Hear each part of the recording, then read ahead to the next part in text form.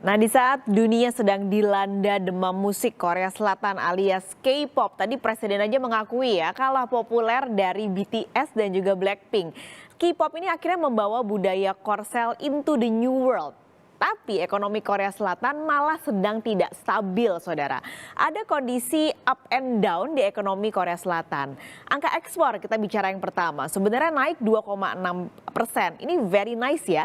Tapi pasar saham Korea mencatatkan kinerja terburuk di seluruh Asia dalam 1 tahun terakhir dari 2022 sampai 2022 akhir. Indeks Kospi ini turun 9% di tengah kenaikan suku bunga yang terjadi di Korea Selatan. Dampaknya apa sih? Kami ambil data dari Forbes per 17 April lalu, saudara.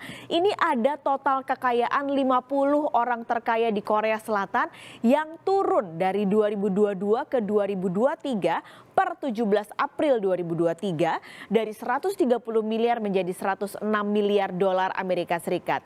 Ini turun 18%, saudara. Tapi sepertinya nih sekarang the best moment is yet to come untuk pasar saham Korea Selatan. Karena data terakhir yang kami lihat tahun ini secara year to date indeks Kospi mulai rebound lagi menjadi 12,39%. Kalau indeks Kospinya naik angkanya bisa saja kekayaan dari 50 orang terkaya Korsel ini juga ikut meningkat. Nanti akan saya jelaskan lebih detail lagi, saudara.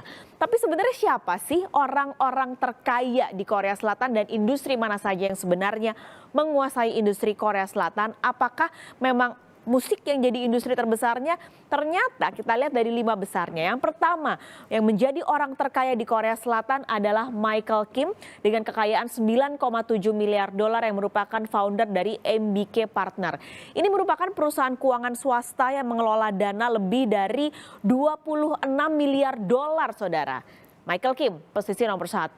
Kita bergeser ke posisi nomor 2 yaitu Jay Lee dengan kekayaan 8 miliar dolar. Mungkin Anda sering dengar merek Samsung. Nah, ini adalah pemiliknya yang sekarang memegang kekuasaan di Samsung yaitu Jay Lee dengan kekayaan 8 miliar dolar dari industri teknologi. Ketiga adalah So Jong Jin, ini adalah CEO dari Celltrion dengan kekayaan 5,7 miliar dolar yang merupakan pemegang penguasa industri kesehatan di Korea Selatan. Celltrion ini adalah perusahaan yang banyak membuat obat untuk kanker dan juga flu, saudara. Nah, keempat baru ada nih masuk industri media dan hiburan. Tapi itu pun bukan dari industri musik ya, karena posisi keempat yaitu Kwon Hyuk Bin yang memiliki kekayaan 5,1 miliar dolar adalah pemilik dari Smilegate. Ini memang masuknya media dan hiburan, tapi merupakan perusahaan yang banyak menciptakan permainan video. Kalau Anda pernah dengar video game judulnya Crossfire? Nah, ini adalah perusahaan yang menciptakan games tersebut.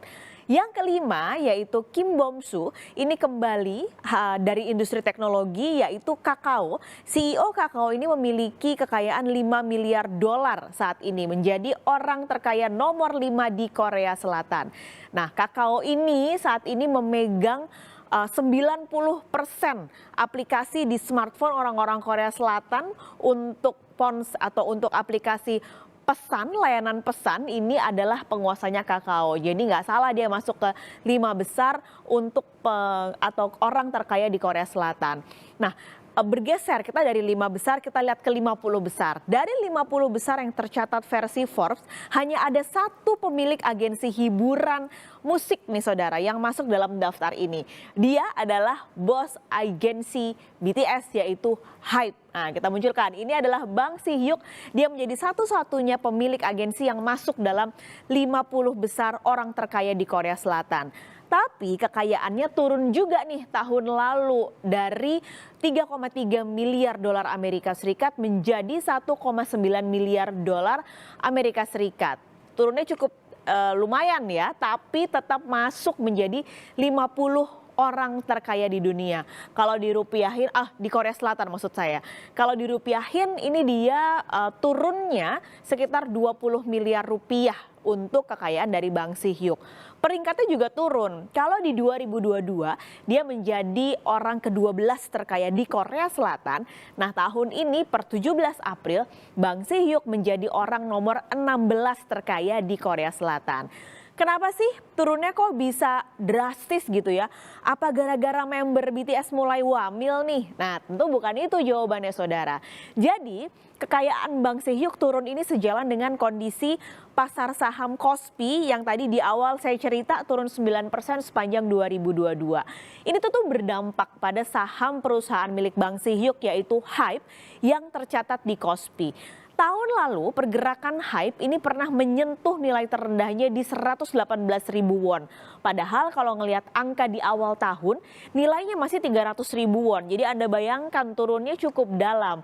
Nah, ini yang tentu bikin kekayaan Bang Si-hyuk ini gone saudara, karena dia juga punya saham di HYBE. Jadi kalau harga sahamnya turun tentu pemilikan saham dia juga ikut turun. Tapi sekarang tadi saya pantau pagi-pagi harga HYBE sudah rebound lagi ke 270.000 won. Nah, Bang Si-hyuk ini kembali saya ceritakan kalau dia jadi satu-satunya bos agensi musik yang masuk 50 orang terkaya di Korea Selatan. Ini sebenarnya sejalan dengan pendapatan yang dikumpulkan agensinya. Saya dapatkan data ini dari Statista. Untuk pendapatan agensi per 2021, HYBE masih memegang pendapatan tertinggi dibandingkan dengan agensi lain yaitu SM, YG dan juga JYP dari satu dan cukup jauh ya perbedaannya dari HYBE menuju ke SM, perbedaannya dari 1,26 triliun won menjadi 701,6 miliar won yang berhasil dikumpulkan SM Entertainment di 2021 saudara. Kami akhiri penjelasan pagi ini dari 50 orang terkaya di Korea Selatan.